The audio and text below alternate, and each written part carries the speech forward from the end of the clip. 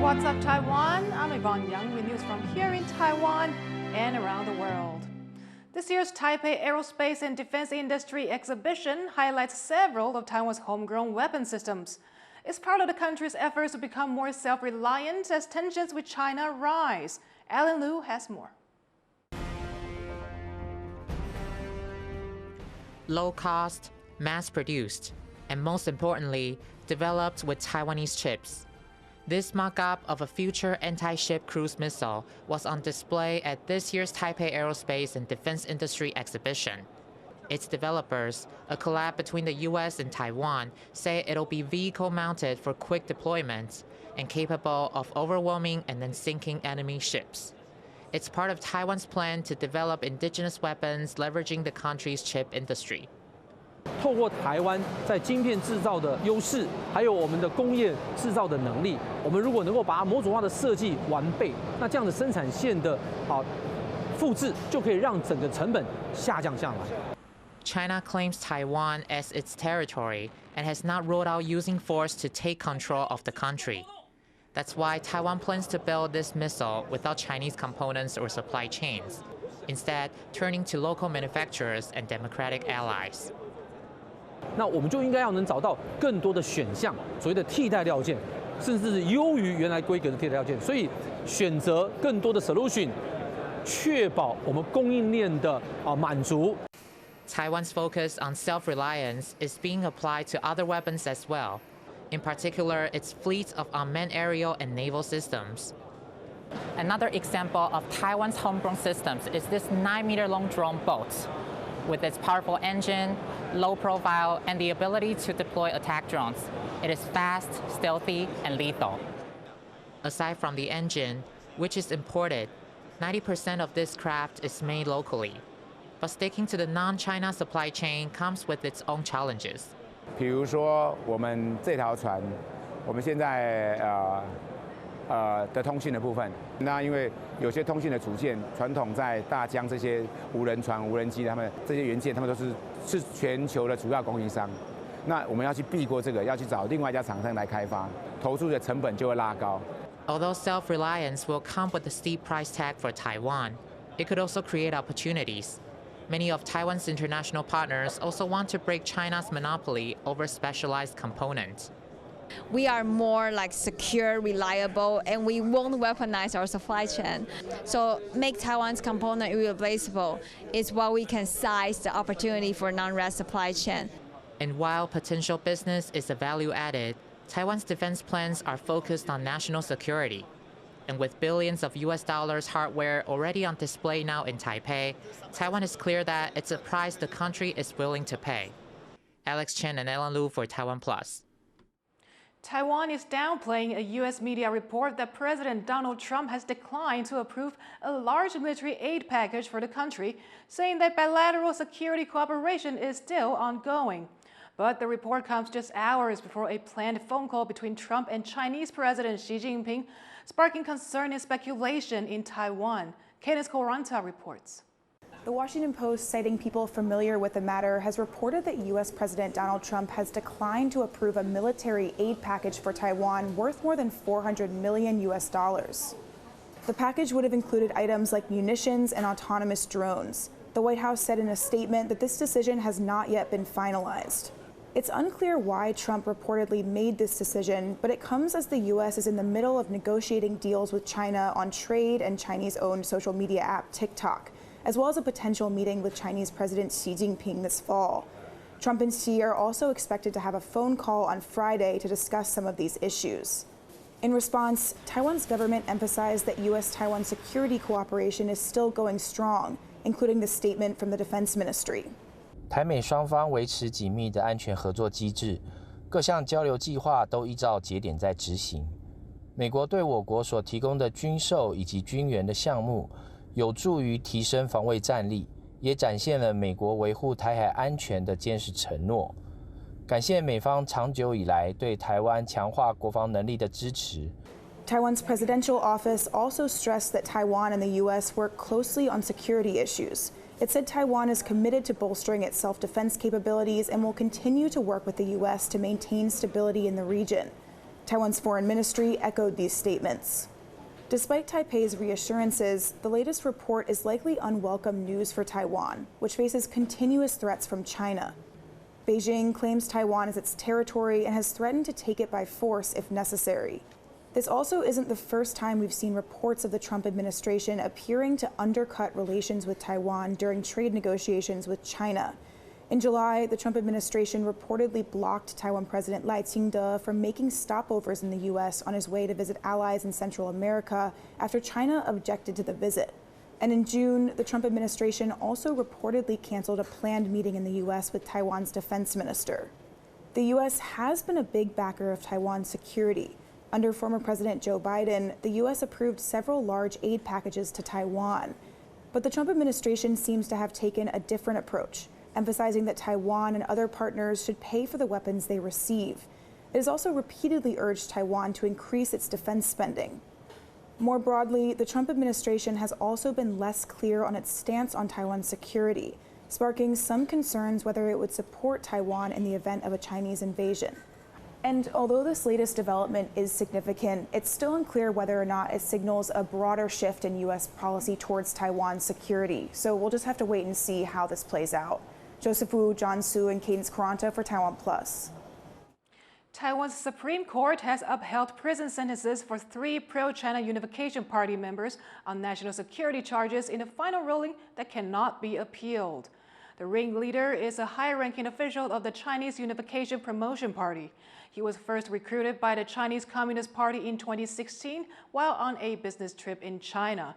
He later recruited 2 retired Taiwanese military officers, and together they tried to lure more military personnel into helping the CCP to build spy networks in Taiwan.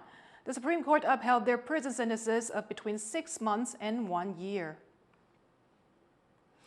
U.S. chip designer Nvidia is teaming up with U.S. chip maker Intel. The deal will see $5 billion in new investment from Intel, as well as new products for PCs. But some have raised concerns about what it could mean for other Nvidia partners like Taiwan's TSMC. Chris Goring reports. A surprise deal among former rivals. U.S. chip giants Nvidia and Intel have announced a partnership. Nvidia will invest $5 billion into Intel, and the pair are working on new products for PCs and data centers. But the deal does not include any foundry agreements for manufacturing Nvidia chips in Intel's chip factories. A lot of folks were expecting to see more like foundry deals, because I mean, the big push has really been around manufacturing, and this is not a foundry deal, this is a product deal, which I think for Intel is fine because frankly, their product business needs a lot of help too. The new products include a system on chip for consumer PCs, combining Intel CPUs with Nvidia's GPUs. Nvidia will also buy Intel CPUs for use in its data center rack systems. Investors were excited, with Intel stock ending up more than 22% on Thursday. Nvidia was also up nearly 3.5%. It's a big boost for Intel, which has struggled for years, but recently drew in lots of fresh money. That includes a stake from the U.S. government, which is pushing to expand high-tech manufacturing at home. Between the investments from Washington, Japanese conglomerate SoftBank, and now Nvidia, Intel has seen about $16 billion in new investments in just the last month. But it also raises questions about Nvidia's other partners, like Intel foundry rival TSMC, Taiwan's largest company. Both Intel and Nvidia are TSMC customers, and Nvidia is one of its largest. But the CEOs of both Intel and Nvidia publicly praised TSMC and stressed there is no foundry agreement in this partnership. If I'm TSMC investors, I think I shouldn't be worried too much on this. The broader trend is more sort of, I will pay close attention to its U.S. determination in pursuing U.S. semiconductor supply chain or advanced semiconductor manufacturing. I think on that front, it's very clear, and I think it's actually realized by many investors and people in the market. And despite the extra investment and U.S. government backing, Intel may still face challenges. U.S.-based semiconductor manufacturing and design is important. And there are very few companies that can do leading edge manufacturing. And of the 3, even in theory, Intel's the only one that's US-based. Now, in terms of making them successful, the money doesn't really do that, right? Intel has to do that on their own. I think the jury is still out on that. The deal is a major one, but its impacts on the overall chip industry may not be seen for some time to come. Yisan Pan and Chris Gorin for TaiwanPlus. A major earthquake response drill has been held in Yilan on Taiwan's northeastern coast to mark National Disaster Prevention Day on September 21st. Our reporter Sandy Chi was there. An earthquake alert went out across Taiwan on Friday at 9:21 a.m. Television stations also aired disaster warnings. But this wasn't a real emergency. It was part of annual drills. The exercise is held each year around the anniversary of the devastating Jiji or 921 earthquake on September 21st, 1999, an event that claimed more than 2,400 lives. Taiwan's President Lai Ching-te also attended this year's event to underscore its importance. 台湾每一年几乎都会碰到数次的台风。台湾呢，每隔一段时间，在不同的地点也都会碰到地震，所以国家特别将9月21日定为国家防灾日。每一年从中央到地方，共同携手合作，民间团体、各个领域的人士一起进行防灾演练。The drills are actually being held over 3 days. And this time, they simulate a magnitude 8.5 quake in the Ryukyu Trench, east of Taiwan, followed by a tsunami that strikes Yilan in the northeast of the country.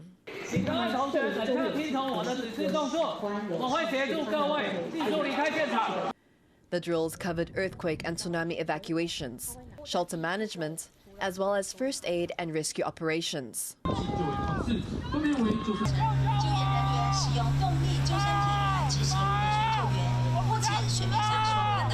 They also showed how technology can be used in disaster response, including AI-powered drones to identify people in need of rescue, and domestically developed drones to carry and drop live buoys.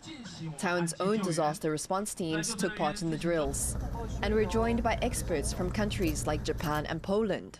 We were invited by Taiwanian side because we are cooperating since I think more than 1 year in some activities in Europe.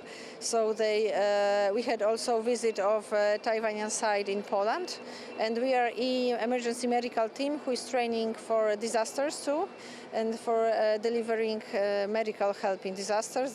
At the drills, President Lai says such international collaboration is key, as natural disasters are challenges faced by many countries. 当我们有需要的时候，国际社会来帮助我们；当国际社会有需要的时候，我们前往国际去帮助他们。平常的时候，互相学习、互相合作，彼此都可以提升防救灾的技能，这个是非常重要的。A number of visitors were impressed with Taiwan's preparedness. I was really impressed, the level of technical expertise and passion that the Taiwanese firefighters and emergency services professionals brought to the exercise. I think with anything, as we've learnt as a global community in disasters, it's that early coordination and communication is so important.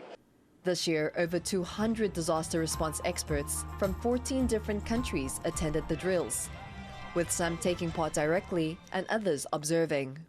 The drills may only be 3 days, but its lessons last year-round. Disasters may strike at any time, and being prepared is the best defense. Patrick Chen and Sandy Chi in Yilan for TaiwanPlus. Thank you for watching What's Up Taiwan. Follow our social media for more of our stories.